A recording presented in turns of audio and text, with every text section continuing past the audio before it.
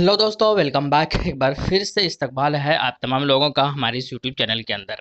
आइए दोस्तों, बात करेंगे इस वीडियो के अंदर दो अहम खबरों के बारे में। बहुत सारे लोगों को ये सवाल था और उसका जवाब जो है और मैं आपके सामने लेकर हाजिर हुआ हूँ। उनके अलावा एक और ख़बर जो है वो आपके सामने लेकर हाजिर हुआ हूँ कि भैया जो गठबंधन जिसके साथ किया है AIMIM की पार्टी ने, भाई उन्होंने भी ये दावा ठोक दिया है कि हम जो है किशनगंज के अंदर जो 4 विधानसभा सीट आते हैं, किशनगंज, बहादुरगंज, ठाकुरगंज और कोचा दमन, उनमें से हम 2 सीटों पर चुनाव लड़ेंगे ही लड़ेंगे और कोचा दमन सीट पर भी हमें चाहिए ही चाहिए। तो इस तरीके की चीज़ें हैं। क्या हुआ, महागठबंधन जो गठबंधन हुआ था AIMIM का समाजवादी जनता दल के द्वारा, क्या चीज़ें हुई, ऐसा क्या हो रहा है? क्या दोनों के बीच में जो है एक छोटी-सी जो इस दावेदारी से अनबन या खटपट हो सकती है? आइए इनके बारे में हम लोग जानने की कोशिश करते हैं। सबसे पहला सवाल ये है कि क्या अख्तरुल ईमान साहब जो है वो बिहार के अंदर इस बार एज़ उम्मीदवार उतरते हुए देखेंगे लोगों को? तो आइए उसका जवाब लेकर मैं आपके सामने हाज़िर हुआ हूँ। जी हाँ,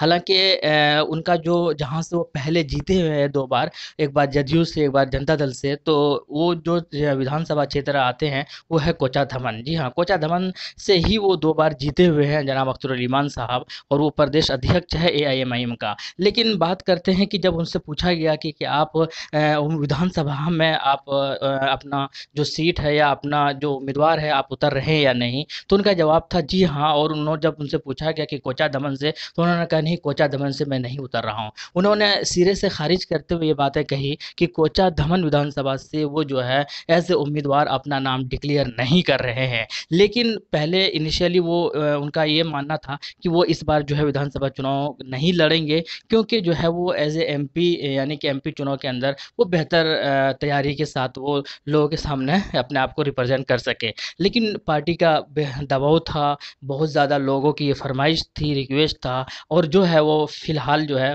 फाइनल ये कह सकते हैं कि उन्होंने चुनाव लड़ने का फैसला किया। जी हाँ, उन्होंने चुनाव लड़ने का फैसला किया। और कौन सा विधानसभा होंगे, तो जहाँ तक मेरी जानकारी के हिसाब से अगर मैं बता दूँ तो वो अमूर विधानसभा होंगे। जी हाँ, हो सकता है कि अमूर विधानसभा से जो है AIM की तरफ से जनाब अख्तरुल ईमान साहब को देखने को मिल जाए, इसमें कोई हैरानी नहीं होगी। लेकिन कोचा दमन से वो नहीं लड़ेंगे, ये बात बिल्कुल कन्फर्म है, जबकि वो कोचा दमन से ही 2 बार जीत चुके हैं इलेक्शन विधानसभा की। तो दूसरी बात ये है कि उन्होंने कहा है कि हालाँकि ये अभी नहीं बताया कि वो कहाँ से लड़ेंगे, लेकिन इतना कन्फर्म है, उन्होंने ये डिक्लेयर कर दिया है कि वो जो है चुनाव लड़ेंगे इस बार विधानसभा की बिहार के अंदर, ये कन्फर्म और तय है। अब देखते हैं, उम्मीद तो यही है कि वो जो सीट होगी, अगर कोचा धमन नहीं होगी तो वो जो सीट है वो अमोर विधानसभा की होगी, जो कि पूर्णिया के अंदर आता है। लेकिन जैसा कि दूसरी खबर ये निकल कर आ रही है कि जो जिनके साथ गठबंधन किया है AIM की पार्टी ने, समाजवादी जनता दल की पार्टी, भाई उनके जो जिला अध्यक्ष है किशनगंज के हबीब साहब,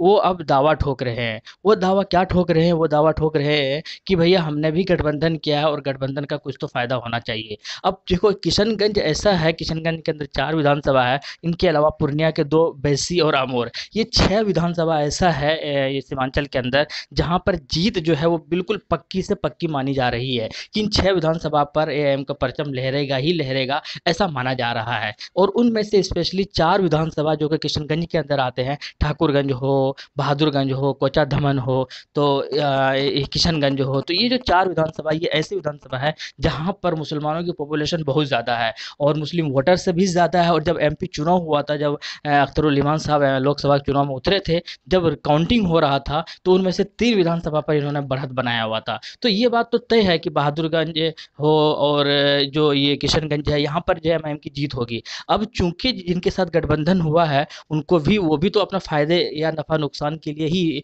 इनके साथ गठबंधन किया है, तो अब वो दावेदारी ठोक रहे हैं। जो उनके पार्टी के जो एक जिला अध्यक्ष है किशनगंज के हबीब साहब, वो कह रहे हैं कि भैया मुझे कहा गया है कि आपको कोचा दमन की सीट दिलवाएंगे। अब ये देखना है कि कोचा दमन से उन्होंने एक शर्त ये भी रख दिया कि अगर कोचा दमन से जनाब अख्तरुल ईमान साहब कैंडिडेट होंगे तब हमारी पार्टी यहाँ से नहीं लड़ेंगे, नहीं तो हमारी पहली चॉइस यही है कि कोचा दमन से। हबीब साहब वो खुद कह रहे हैं क्योंकि मेरा घर है यहाँ पर, मेरा लोकेलिटी है, तो जो है मुझे एडवांटेज मिलेगा और मुझे मिलना ही मिलेगा, इस चीज़ का मुझे आश्वासन दिया गया है। हालांकि जब उनके जो जब देवेंद्र प्रसाद जी से ये सवाल पूछा गया कि आपकी पार्टी के जिला अध्यक्ष इस तरीके की बातें कर रहे हैं, दावेदारी ठोक रहे हैं, तो उन्होंने गोलमोल डिप्लोमेटिक आंसर देते हुए कहा कि जमहूरियत के अंदर जो इस तरीके की बातें करना या दावेदारी पेश करना गलत नहीं है। तो अब देखना होगा कि क्या इससे एआईएम लेकिन कभी नहीं चाहेगी कि एमआईएम जो है वो 4 विधानसभा किस या उन 4 में से 2 विधानसभा किसी और को दे,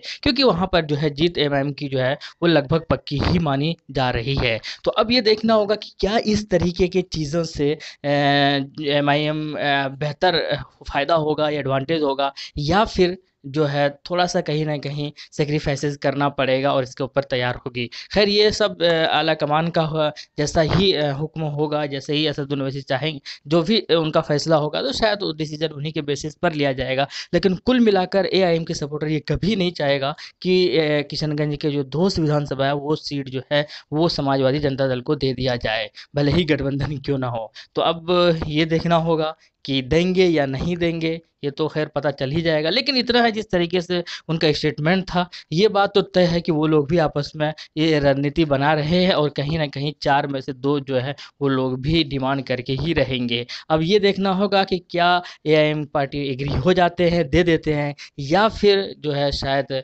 गठबंधन वगैरह में कुछ दरार ना पड़ जाए। तो ये ख़ैर आने वाले वक्त में पता ही चल जाएगा, जैसा ही होगा अब तक जो है न्यूज़ पहुंचा दिया जाएगा। लेकिन ये है कि आप क्या कहना चाहते हैं ये कमेंट सेक्शन में ज़रूर बताइएगा। क्या सही मायने में 4 में से 2 दे देना चाहिए दूसरी पार्टी को जिनके साथ गठबंधन किया है, या फिर चारों पर ही एआईएमआईएम जो है अपना उम्मीदवार उतारे, चाहे कुछ भी हो जाए उन चारों पर एमआईएम अपना उम्मीदवार उतार कर ही चुनाव लड़ना चाहिए।